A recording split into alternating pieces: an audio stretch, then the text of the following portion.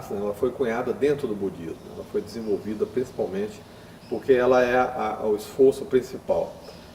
O Buda, ele foi um grande professor, né? Ele ensinou dos seus 30 e poucos anos até os mais de 40 anos, tá? Ele foi um professor, e ele foi desenvolvendo maneiras de ensinar essas práticas, que são as que nós usamos até hoje. O cara foi tão genial há 2.500 anos atrás, tá? E ele mesmo dizia, isso não precisa de ser encarado como uma religião. Veja isso como uma filosofia, e você pode usar isso se te fizer bem. Olha o que é, se te fizer bem, use. Se não fizer, esqueça.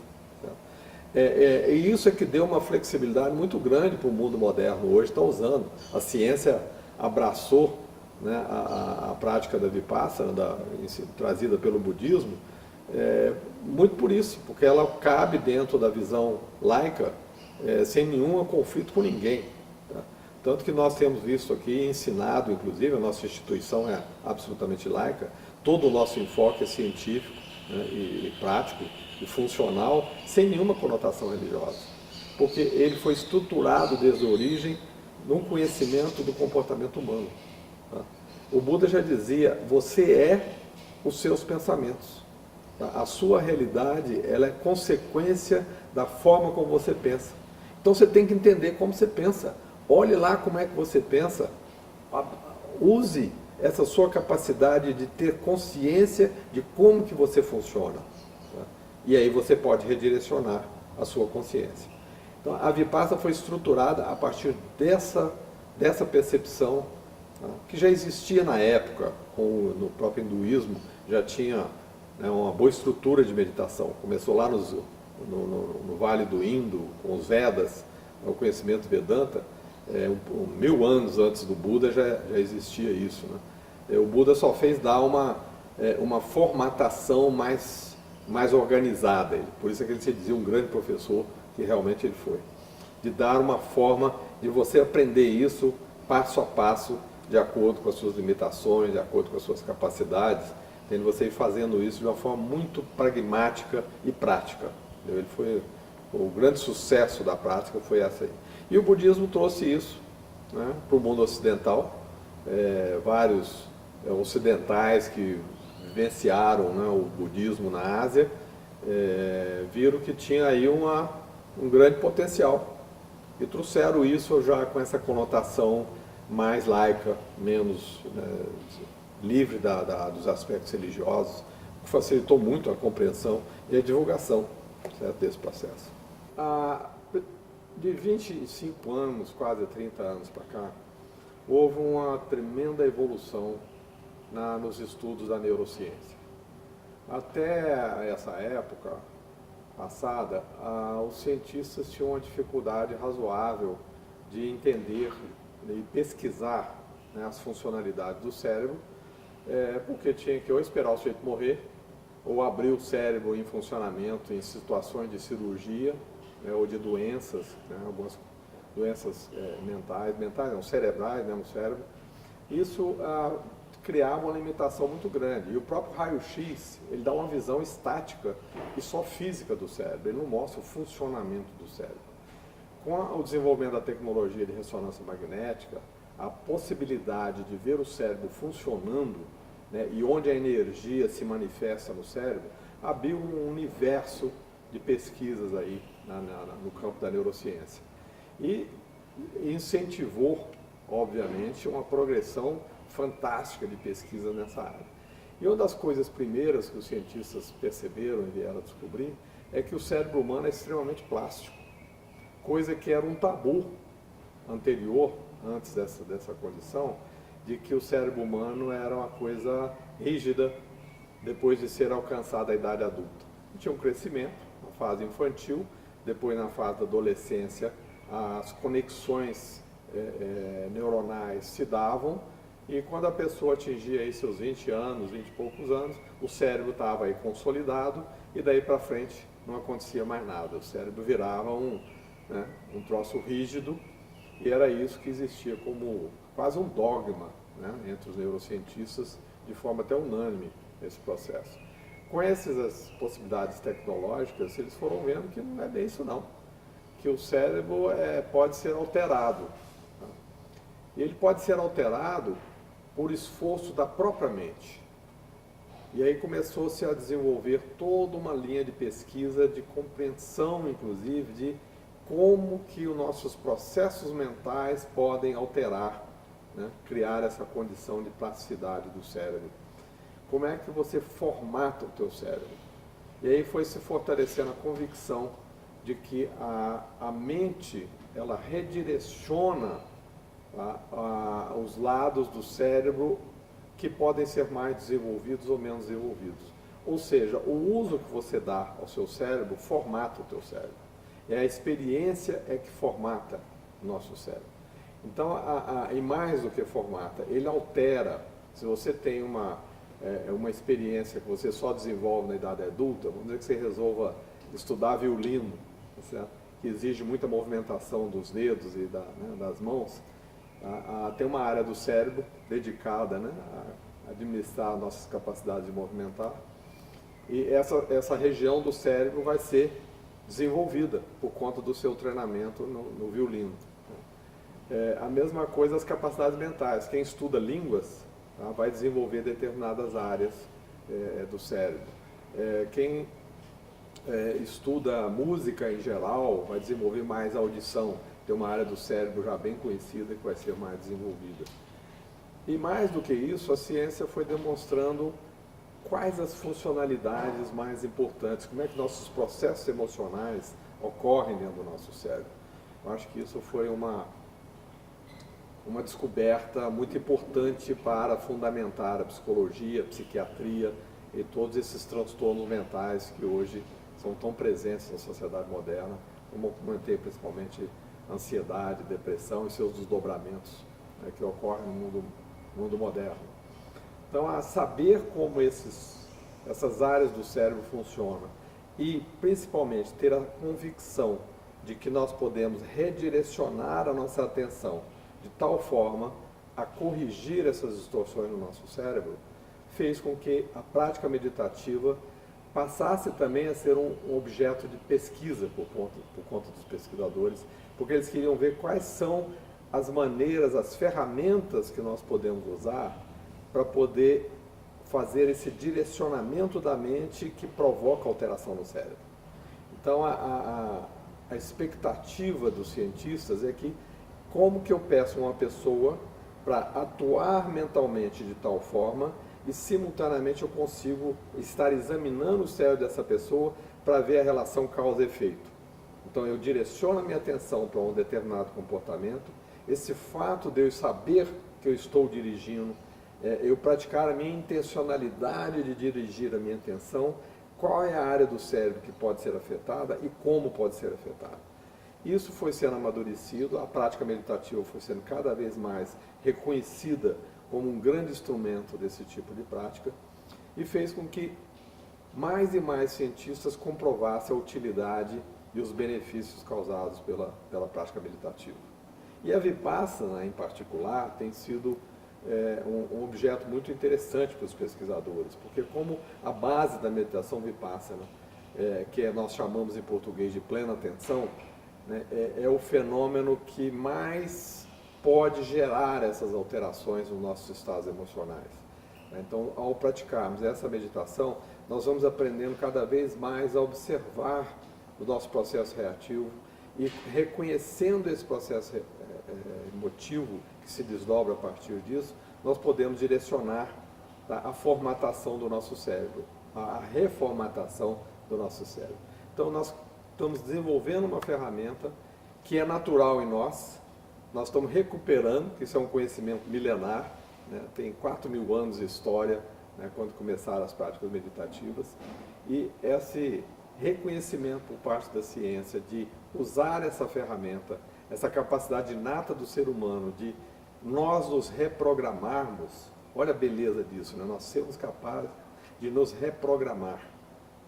Como que nós nos reprogramamos? Da mesma forma que nós chegamos até aqui, é direcionando a nossa atenção. Cada experiência clica em determinada formatação no nosso cérebro.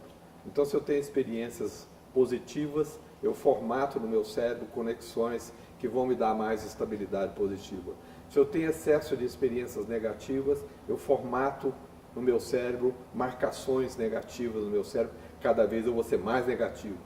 Então, o fato de eu poder perceber isso e saber que se eu redireciono a minha atenção, se eu tiro a minha atenção das negatividades da minha vida e fortaleço as coisas positivas da minha vida, eu mexo na formatação do cérebro, isso é uma beleza incalculável. Nós redescobrimos, porque isso é natural em nós.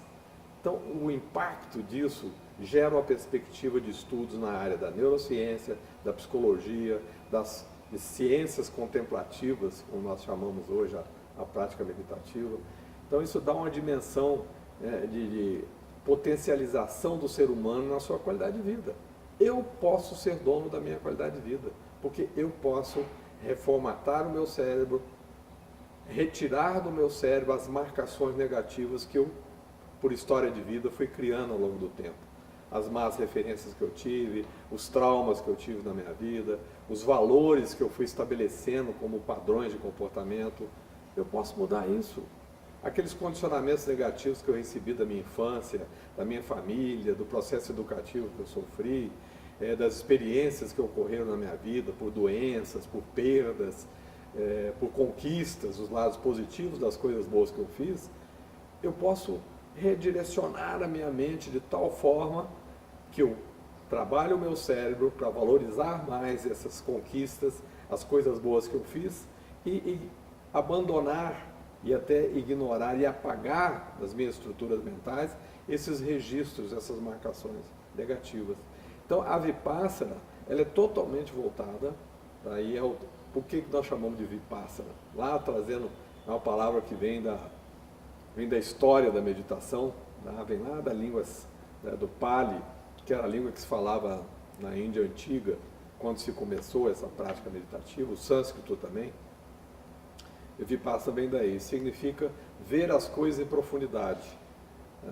Quando veio para o mundo ocidental, deu-se o nome de mindfulness em inglês e no português, plena atenção, ou em espanhol, atenção plena, também que é utilizado. E o que é essa atenção plena? É a nossa capacidade de ter consciência dos nossos processos mentais. Tá? Eu vou cada vez mais sendo capaz de usar essa capacidade inata que eu tenho de observar os meus estados mentais. Quando eu observo meus estados mentais, eu tenho agora a liberdade de redirecionar as minhas atenções. Quando eu redireciono as minhas atenções, eu estou reformatando o meu cérebro. Eu estou mudando o hardware. É uma experiência na linguagem moderna, o software mudando o hardware.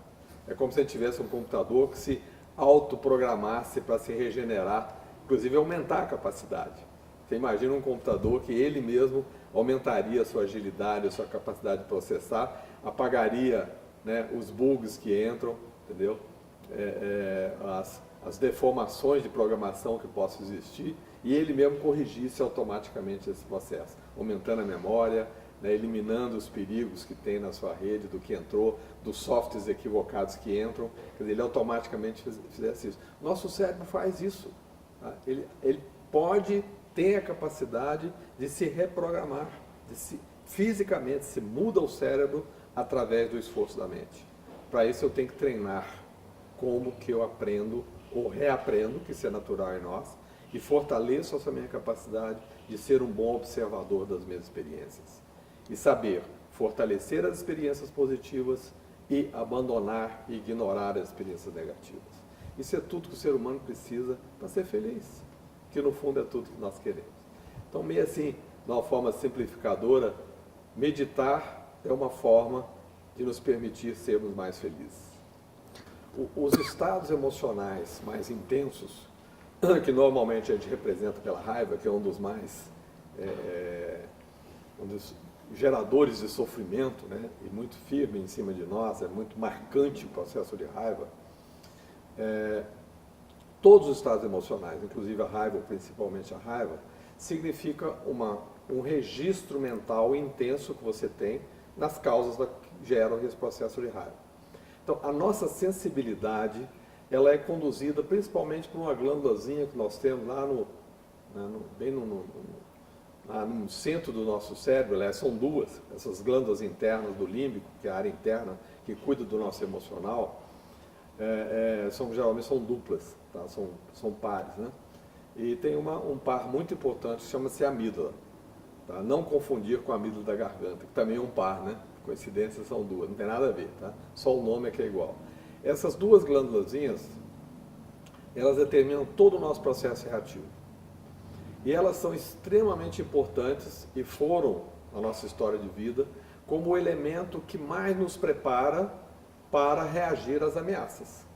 Então, na hora que você estava lá numa caverna, né, que um leão rugia, entende? Você tinha que logo tomar uma decisão rápida, né? Eu vou brigar com o leão, pegar uma pedra, uma arma, vou brigar com esse leão ou com essa onça, ou vou fugir. Esse mecanismo briga, foge, tá? É comandado por essa pequena glândulazinha que é extremamente rápida, tá? Ela não, você não pode bobear, né? Quando você tem uma ameaça física, né? E tem uma enchente que está surgindo, uma tempestade que está caindo, um raio, esse processo tem que ser um mecanismo de reação extremamente rápido. E quem segura essas reatividades nossas perante as ações externas, tá? Para ela não ser rápida quando não precisa, é o nosso córtex pré-frontal. É a área do cérebro que ocupa aqui a nossa testa. Que é a maior diferença que nós temos dos animais. Você notar os crânios dos nossos antepassados, você pega aí um crânio do homem de 1 milhão de anos atrás, o Homo erectus, um dia você for no museu, ou mesmo hoje você pega na internet, aí você vê, a testa aqui é bem afundada. A grande diferença no tamanho do cérebro humano, a evolução do cérebro humano, foi aqui na testa. Você pega o orangotango, que é o nosso primo mais próximo, tem 90 e tantos % do DNA igual ao nosso, certo? Ou um chimpanzé também, normalmente, a testa deles é bem mais afundada. Por quê? Porque eles têm um córtex pré-frontal menos desenvolvido que o nosso. Isso é uma grande característica da evolução do ser humano. O que o córtex pré-frontal faz? Ele é que segura a amígdala. Ele para a amígdala, não é por aí. Então, essas reações automáticas que nos conduzem a emoções aflitivas, como a raiva, são muito conduzidas por esses impulsos, entendeu? De agredir, de querer lutar, ou até de fugir, que vai te deixar com mais raiva ainda, porque você vai se arrepender, devia ter brigado, devia ter enfrentado o perigo, ou a pessoa agressora, né? Isso te faz sofrer. Então, se eu tenho um amadurecimento, tá, principalmente do córtex pré-frontal, que redunde numa melhor gestão dessas reatividades, desses mecanismos automáticos que nós temos condições de conviver com essas provocações externas sem deixar que elas nos dominem e se transformem em processos emocionais destrutivos. Porque essas emoções intensas nos destroem, tá? Porque elas abalam o nosso sistema defensivo, elas abalam o nosso sistema imune, elas desequilibram o nosso sistema neuronal, tá? E ao desequilibrar esse sistema neuronal, que é o simpático e o parasimpático, elas vão desequilibrar as nossas funções orgânicas, digestiva, respiratória, etc., né? E nós vamos ter ansiedades, tá? E deformações de comportamento intensas por conta disso. Então, saber administrar as provocações que existem, esse excesso de informação que nós recebemos, é o amadurecimento do ser humano. Cada vez mais nós precisamos de sermos capazes de administrar as provocações, para não deixar que as emoções nos dominem, seja a raiva, seja o medo, a culpa, a ansiedade, né, a inveja, o ciúme. Esses estados emocionais são altamente destrutivos do nosso sistema de funcionamento como um todo. E a meditação, de novo, é a forma de desenvolver o nosso córtex pré-frontal. Não só o córtex pré-frontal, mas principalmente essa capacidade de conviver com as provocações que surgem na nossa vida. Porque as provocações vão continuar.